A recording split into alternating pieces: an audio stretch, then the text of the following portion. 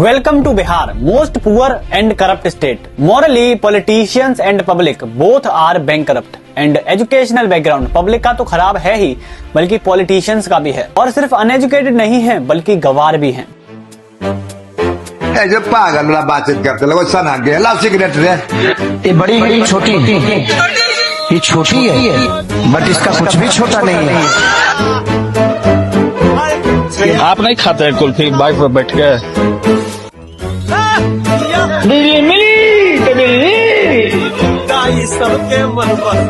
एकाएक हमको लेटरिन लगा, गो गो करके ऐसा लेटरिन लगा कि पेंटिंग हो जाएगा। फिर वही जवाब बोल रहा है, दे देंगे तुम करना से गिर जाओगे। एग्जिस्टिंग जो पावर में है और जो पावर में आना चाहते हैं, यानी कि जो पावर में है वो भी और पार्टिसिपेंट्स भी। और मैं सबकी बात नहीं कर रहा हूँ, बट मेजोरिटी ऐसी ही है। But the quality of life they are living वो किसी बिलियनर से कम नहीं है। Lots of politicians rape, murder, money laundering, sexual harassment जैसे सीरियस चार्जेस में फंसे हुए हैं, बट फिर भी चैन की जिंदगी काट रहे हैं। बट ये जानकर आपका फायदा और नुकसान क्या है? तो देखिए, आपकी quality of life is directly associated to the quality of your politician, के वो ईमानदार और पढ़ा लिखा है कि नहीं। और इस वीडियो में मैं आपको यही समझाने की कोशिश करूंगा कि आपका एक गलत वोट और एक सही वोट के क्या नतीजे हो सकते हैं। And this is the part 2 with human online, जहां हम बिहार की पॉलिटिक्स और आपके वोट की सही वैल्यू समझ रहे हैं। एनडीए के मैनिफेस्टो के हिसाब से यूथ को नए 1 करोड़ जॉब्स दिए जाएंगे। मेगा स्किल सेंटर हर डिस्ट्रिक्ट में बनाए जाएंगे। हर डिस्ट्रिक्ट में नए 10 इंडस्ट्रियल पार्क बनेंगे। साथ ही नए एक्सप्रेसवे और 3600 किलोमीटर की नई रेलवे लाइन बिछाई जाएगी। एमएसपी की पूरी गारंटी मिली है और 125 यूनिट बिजली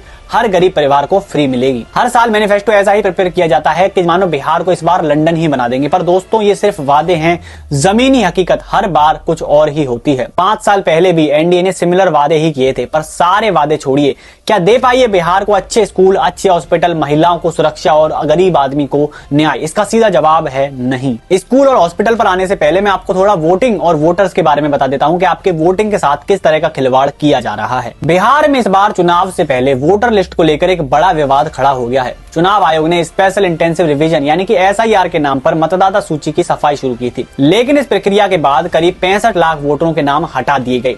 पहले बिहार में लगभग 7.89 करोड़ वोटर्स थे, लेकिन नए ड्राफ्ट रोल में ये संख्या सिर्फ 7.24 करोड़ रह गई है। बाद में कुछ नाम और जोड़े गए हैं एंड फाइनल लिस्ट में करीब 7.42 करोड़ वोटर दर्ज किए गए हैं। मतलब साफ है कि लाखों वोटर्स के नाम हटा दिए गए हैं। लेकिन इस हटाने और बढ़ाने के बीच में कोई भी ट्रांसपेरेंसी इलेक्शन कमीशन ने नहीं दिखाई है। इसी वजह से विपक्ष का आरोप है कि ये वोटर लिस्ट की सफाई नहीं, बल्कि बड़े पैमाने पर मतदाताओं को हटाने की एक मुहिम है। कांग्रेस ने दावा किया कि 67 लाख से ज्यादा नाम वोटर लिस्ट से काटे गए हैं, जिनमें ज्यादातर गरीब, प्रवासी मजदूर, अल्पसंख्यक और महिलाएं थीं। विपक्ष का कहना है कि जिन लोगों के नाम हटाए गए हैं उन्हें इसकी जानकारी दी ही नहीं गई, और जो नाम ऐड किए गए हैं उन नामों का कोई स्पष्ट रिकॉर्ड नहीं है। कई इलाकों में महिलाएं और प्रवासी मजदूर इससे सबसे ज्यादा प्रभावित हुए हैं। रिपोर्ट के हिसाब से इस प्रक्रिया में दस्तावेजों की जांच और नाम हटाने के कारण की कोई साफ जानकारी नहीं दी गई है। इलेक्शन कमीशन ने कहा कि ये एक नॉर्मल प्रक्रिया थी और मृत, डुप्लीकेट और माइग्रेंट्स वोटरों के नाम यहां से हटाए गए हैं। लेकिन आयोग ने ये नहीं बताया कि आखिर किस बेसिस पर यहां पर नाम हटाए और ऐड किए गए हैं। द वायर, लाइव लॉ और टाइम्स ऑफ इंडिया की रिपोर्ट्स के हिसाब से सुप्रीम कोर्ट ने भी आयोग से पूछा कि हटाए गए नामों की पूरी सूची और रीजंस को पब्लिक क्यों नहीं किया जा रहा। कोर्ट ने यह भी कहा कि जिन लोगों के नाम हटे हैं उन्हें यह पता होना चाहिए कि वो वोट क्यों नहीं डाल पाएंगे, पर यहाँ पर इलेक्शन कमीशन पूरी तरह से चुप्पी साधे बैठा हुआ है। लाइव लॉ की रिपोर्ट के हिसाब से सुप्रीम कोर्ट ने यह भी सवाल किया है कि क्या जोड़े गए नाम उन्हीं हटाए गए नामों में से है या फिर बिल्कुल नए मतदाताओं के नाम हैं। और इस अनक्लैरिफिकेशन को लेकर सुप्रीम कोर्ट ने चुनाव आयोग को साफ निर्देश दिए गए हैं कि हटाए गए सभी नामों की सूची, हटाने के कारण और आधार कार्ड जैसे पहचान पत्र जुड़ी जानकारी सार्वजनिक की जानी चाहिए। अब इस पूरे विवाद का निचोड़ ये है कि बिहार में करीब 65 लाख वोटर्स लिस्ट से हटे हैं, लाखों नाम नए जुड़े हैं, लेकिन उस प्रक्रिया की कोई ट्रांसपेरेंसी एग्जिस्ट नहीं करती, कोई निष्पक्षता एग्जिस्ट नहीं करती, और इस पर काफी सारे सवाल खड़े हो रहे हैं। मींस एट द एंड इस चीज का कोई क्लैरिफिकेशन नहीं है कि एसआईआर में कोई गड़बड़ी हुई है या नहीं। मतलब इस सवाल का जवाब बहुत ही अनप्रेडिक्टेबल है। बट डेमोक्रेसी की सुरक्षा में 1% गड़बड़ी की भी गुंजाइश क्यों छोड़ी जा रही है, ये सवाल खड़ा होता है।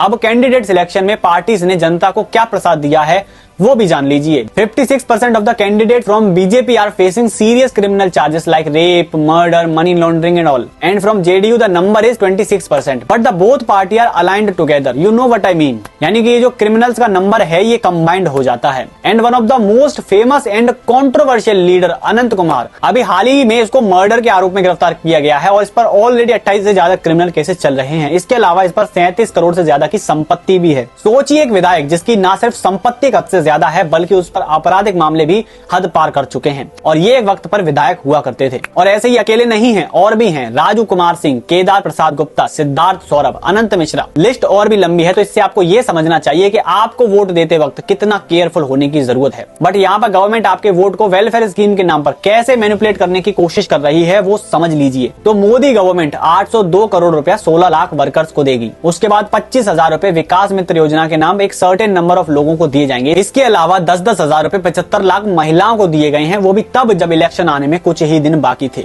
और ऐसा किया गया है ताकि आपके वोट को मैनिपुलेट किया जा सके, बिकॉज ये जो पैसा वेलफेयर स्कीम्स में इस तरह से उड़ाया गया है, यही पैसा इस्तेमाल किया जा सकता था बिहार में अच्छे एजुकेशनल इंस्टीट्यूट बनाने के लिए, बिहार के टीचर्स को ट्रेन करने के लिए, नए टीचर्स की भर्ती निकालने के लिए, पुलिस सर्विलेंस को बढ़ाने के लिए। इससे नए जॉब्स भी क्रिएट होते। पर ये पैसा कहां इस्तेमाल किया गया? वेलफेयर स्कीम में, जहां पर लोगों को सिर्फ 10-10 हजार यूं ही दे दिए गए। अब आप मुझे बताइए कि सिर्फ 10 हजार से लोगों का क्या भला होगा? मतलब एक स्टेट जिसकी जीडीपी सरप्लस में है वो अपना टैक्स कलेक्ट करके सेंटर में जमा कराते हैं। सेंटर से वो पैसा इसी तरह की स्कीम में, यूजलेस स्कीम में उड़ा दिया जाता है। And the government very well know that what is the quality of the schools and the hospitals of Bihar, but वो इसको सॉल्व नहीं करेंगे क्योंकि ये बहुत लंबा प्रोसेस है उनके लिए, और किसी भी अनपढ़ व्यक्ति को इस छोटी रकम से उसका वोट अट्रैक्ट करना उनके लिए बहुत आसान हो जाता है। न्यूज पिंच पर सौरभ त्रिपाठी की रिपोर्ट देखिए, जहां वो दिखाते हैं बिहार के हॉस्पिटल्स की असली हालत, जिनकी बिल्डिंग का स्ट्रक्चर तो बहुत आलीशान है बट मेंटेनेंस और फैसिलिटी बिल्कुल मर चुकी है। बिहार के स्कूल देख लीजिए, बिहार के टीचर देख लीजिए, बिहार का क्राइम देख लीजिए, बिहार के रोड्स देख लीजिए, सब कुछ खराब है। इसके पीछे का रीजन है स्टेट में एक विजनरी लीडर का ना होना, आपके कॉन्स्टिट्यूएंसी में गलत क्रिमिनल लीडर का होना, और उसका नतीजा आपको पूरी जिंदगी भुगतना पड़ता है, क्योंकि एक बार जो पावर में आ गया उसको दोबारा पावर से हटाना बहुत मुश्किल हो जाता है, बहुत लंबे अंतराल के लिए।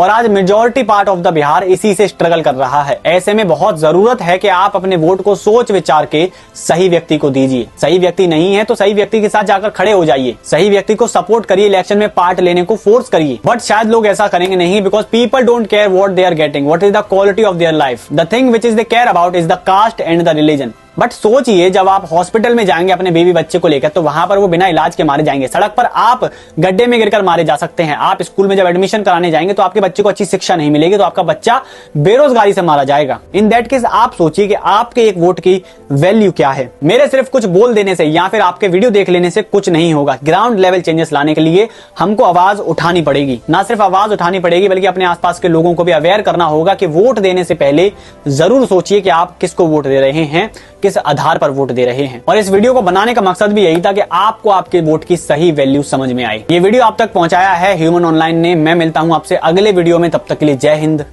जय Bharat. Your vote matters. A strong democracy begins with responsible voting. आपका वोट इम्पोर्टेंट है। एक स्ट्रॉन्ग डेमोक्रेसी की शुरुआत होती है रेस्पॉन्सिबल वोटिंग से।